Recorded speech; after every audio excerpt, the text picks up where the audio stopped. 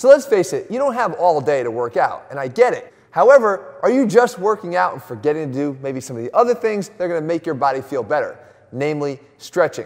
Well, today I'm going to show you 5 stretches that you're forgetting to do completely, and your body's paying the price for it. I'm going to show you not only what to do, but when the best time to do them is. Let's start breaking them down one by one. All right, so in order to help you out, I'm going to need you to do 2 things for me. First thing is pull up a chair and then take a seat.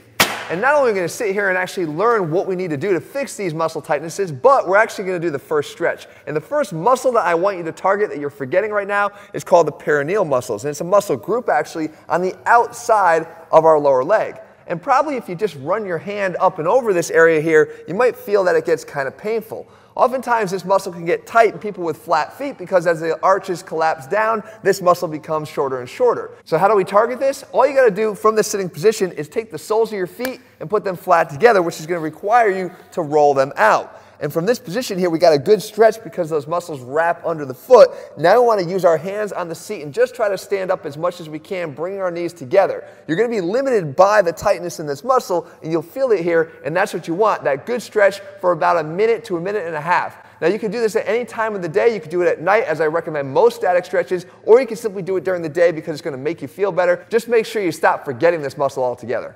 The second muscle you're forgetting all about, I really can't blame you because you can't even see it. It's not only one of those out of sight, out of mind muscles, but it's actually one you can't even touch. And we're talking about the subscapularis because it's actually underneath this shoulder blade. You can see it's the one that runs right up under here. And you can't even palpate it even if you wanted to. But it doesn't mean that it's not doing its damage by becoming tight. And we need to do something about it. And how do we do that? With one of these. Just a regular broom, a mop, or anything, a PVC pipe that you could use as a dowel. And all you have to do is just throw it over your shoulder like this, as if you're carrying a jacket. You line it up with the middle of your bicep, and then you reach in front and grab the broomstick from the front side.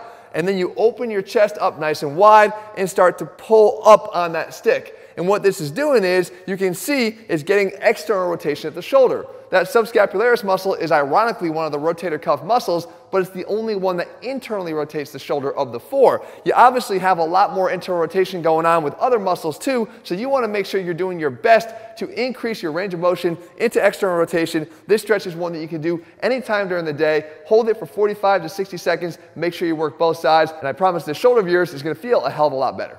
I think we all can agree that we've become pretty imbalanced people, at least posturally. We lost the war against gravity a long time ago because we've let those anterior chain muscles pull us down and forward without doing enough work for those posterior chain muscles to create that balance that we need. However, it's actually one of those anterior chain muscles that we never even focus our attention on that's doing a lot of the damage. And the easiest way to fix that is with one of these. Yes, there's actually still a use for a physio ball. And the muscle we're talking about is the rectus abdominis, the abs, the function of which is to pull your rib cage closer to your pelvis. It also tends to round out the upper back, contributing to this poor posture that we have. But we can stretch it with this physio ball simply by allowing ourselves to contour over the ball. And you do that first by dropping your hips down, allowing them to drop over the front side of the ball and pull those arms up over your head. And what this is doing is creating that separation that we're looking for between the lower ribs here and your pelvis that's going to place a really nice stretch on the abs. 45 to 60 seconds at a time, 2 to 3 times a day, especially if you're demonstrating either that rounded shoulder posture or if you just sit a lot.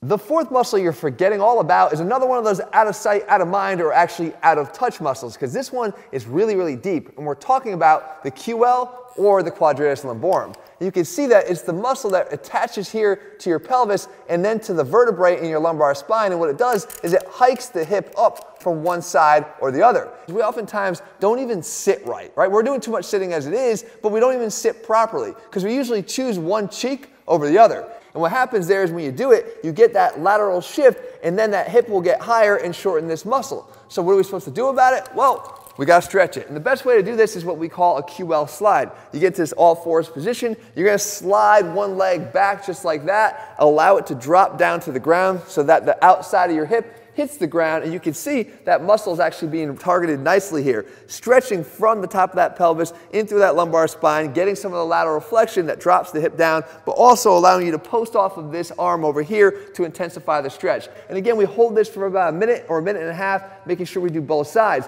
Not only will you start to feel looser in this area, but for those of you that have a lot of back pain that's unexplainable, this is oftentimes the cause. Start working this in, and I promise you, you're going to feel a lot better. And that brings us to muscle group number 5, and maybe it's actually one you even try to stretch. And we're talking about the lats. And if this is what you're doing to stretch it, can I ask you to consider something different?